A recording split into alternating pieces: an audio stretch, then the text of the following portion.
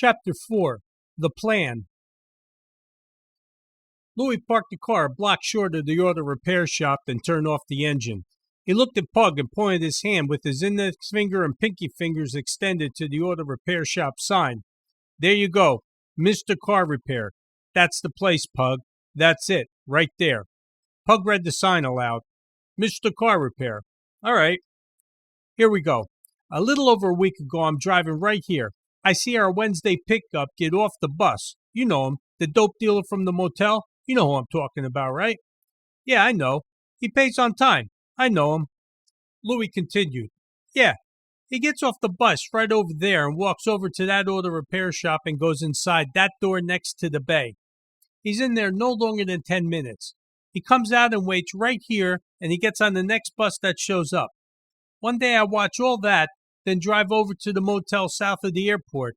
That bus he gets on lets him off right around the corner of the motel. He walks over to the motel, it goes around back for 10 minutes or so, then right to the corner and starts dealing. Pug sat there staring at the auto repair shop and listening to Louis' story. But that ain't it. One morning I decide to come and stake out this place early. I'm here before 8. About 9, a van pulls up next to the door by the bay.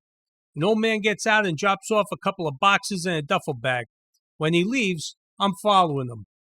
That van goes to a commercial laundry, a tropical fish shop, and a bunch of other places. Same thing, every stop. Drops off a duffel bag.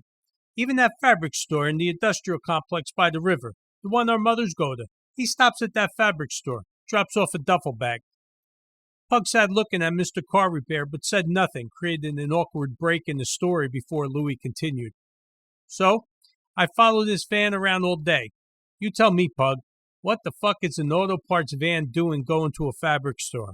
Oh, I forgot. Here. Louis reached into the back seat and grabbed the bag and gave it to Pug. What's this? Bag of donuts. Fresh, this morning. I picked them up before I met with you. Pug takes the bag and opens it and says, the van goes to a donut shop.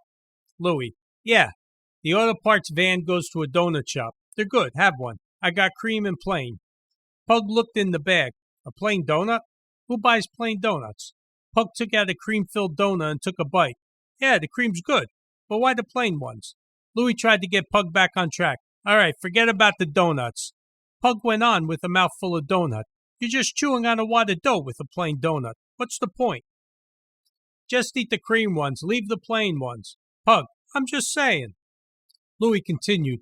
This van is delivering dope, Pug. It has to be. I followed it 3 times in a week. Same route. Same timeline. He's delivering the dope to the stops that supply the dealers. Can you imagine how much dope is in that van? Louis answered his own question. A fucking load of dope. Looking at Pug's face covered with powdered sugar, Louis shook his head and wondered if he should have even given Pug the donuts. He thought there was a good chance Pug wasn't even paying attention, but he continued anyway. Around 1 in the afternoon, the driver takes the van home and parks it down the street from his building. So the next day, I go back to the van at 6 in the morning. It's in the same spot. I want to know where he's getting the dope. At 7:30, the old man comes out of his building and gets in the van, so I follow him. He goes to a warehouse not far from here. You know, that industrial road where we went when we were kids to watch the airplanes going to the airport. Pug stared far out the front window. Yeah, I remember. And the cranes unloading the containers from the ships. I remember. Yeah, that's where we went. It was hard following him. I had to trail him from a distance. Good thing it's as flat as the moon out there. I could see him from a mile away. Anyway, he stops at a warehouse and then comes right here. Louis pointed at the sign. Mr. Car Repair. This is the first stop. After he loads the van up with dope, he comes right here to his first delivery. Mr. Car Repair. Pug stared out the front window and chewed the donut thoughtfully, rhythmically, like a cow, putting all the puzzle pieces of Louis' story into place. Finally, he gulped down the last of the donut, cleaned his teeth with his tongue, and said, You're thinking of jacking the dope. Louis replied, Yeah. The car repair shop or the warehouse? Neither. I didn't think so. You want to jack the van, that's the easiest way. Louis, exactly. That van has one old man in it. The driver. We hit the van. I followed that van for a week. Every day I followed him. After he leaves Mr. Car Repair, He does drop-offs all over the place. But first he drives through an alley, a shortcut a few blocks from here, and the next stop is something like 5 miles past that. It's the perfect spot. We hit him in the alley." Louis paused to see Pug's reaction. Pug stared at the auto repair shop, then grabbed a napkin and wiped the last of the sugar off his face. Pug turned to Louis. "Let's go see this alley." "That's what I like about you, Pug." "What, that I'm always thinking?" "No," Louis laughs, "that you're a degenerate fuck." After checking out the alley, Louis and Pug went back to the coffee shop. Louis told Pug to get a table where they could do some talking. Then he went to the bar and ordered 2 of those really small cups of coffee and asked for a shot of steamed milk in one of them. The lady behind the bar repeated the order back to Louis, then stepped behind the coffee machine and made the order. She put both coffees on the counter, then looked up at Louis and smiled. Louis smiled back and said, "Marie, grazie." Louis took the cups to the table and took a seat. Pug looked up and said, "Thanks." Pug took the cup handle with his middle finger and thumb, lifted the cup to his mouth, and took a sip. He then placed the cup back on the saucer and looked across the table at Louis. Louis broke the silence with a smile. He picked up the little cup of strong coffee with the shot of steamed milk in it with a few fingers from both hands. He looked at Pug and said, "What do you think?" Then he brought the cup to his mouth and took a sip. He placed the cup back on the saucer and looked at Pug. Pug smiled back. "With my degenerate mind, what do you think I think? Let's hit this van. That's what we ought to do. Hit the fucking van." Louis smiled and they both had some more coffee. Pug said, "So if we hit him in the alley, we're going to need to block him on both sides. We're going to need a van to load the stash and a crash car." Louis, "That's what I was thinking." Pug, "We need a car and a van. Any ideas?" Louis, "No, not yet." Pug, "Let me look into the van and car." Louis, "Who you thinking of?" Pug says, "Keith. Keith from the bar. He can do it." Louis, "Keith Taylor?" "Yeah." "Why would we use him? I heard he jacks cars, but who knows the guy? Who's going to vouch for him?" Pug said, "He got me a car last summer. No problems." "Keith got you a car last summer? What'd you do last summer?" "We took it down the shore." "Keith got you a car to go down the shore?" Louis said. "You went on vacation in a hot car?" Pug shook his head. "No. We had to pick up my grandmother's car from her shore house. She don't like driving on the highway. Keith got me a car and we went down for the weekend, me and my cousin Paulie. We dumped the car when we got there and stayed at my grandmother's house. We stayed the whole weekend.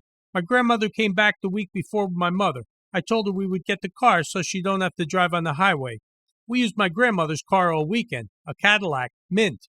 Then we brought it back up here for her. That's all." Louis, "You used the hot car to get your grandmother's car down the shore?" "Well, how was I supposed to get down there?" Louis stared at Pug until he got his thoughts back on track and said, "Listen, I don't know about using an outside guy." Pug, "We ain't got no inside guy, so listen. We keep him in the dark on all the details. We tell him to get something that no one's going to come looking for at least a couple days." Louis, "You trust this guy? What do you know about him other than he got your car last summer?" Pug, "What the fuck? We went to school with the guy." Louis, "Yeah, but we never hung around with him. Who knows him?" Pug, "It's better no one knows him, and no one expects us to know him. He got me a car straight, and I never heard anything of it." Louis looked across the coffee shop looking for answers. He picked up his cup and finished off what was left. Pug asked, "So? We also need a guy to drive the crash car. We're short one guy here." Louis, "Yeah, I know. I don't have anyone yet. This is a little beyond anything we've done before. Do you trust this guy, Keith?" Pug, "I took a car from him. No problems, no bullshit. He never mentioned it afterwards. He's not a loudmouth, and he doesn't broadcast everyone's business. Listen, let me talk to him. I know I can ask him for a car and a van. How about if all that goes good, we talk to him about bringing him in? Why not have him drive the crash car, right? He gets the car and the van and drives the crash car. That's all." Louis, "Having him there is a whole other thing. We got to trust him, and he's got to be okay with doing it." Pug, "I'll talk to him. I'll ask for the cars first and feel him out. Then we could talk to him about driving the crash car. That way we only bring in one guy instead of having 2 guys know about this heist." Louis, "Okay.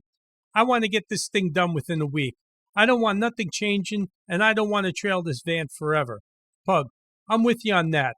Let's get some lunch. Louis, I'm buying. Let's go to Sorrentino's. Pug, the Squingeal. Pug shot down the last of his coffee.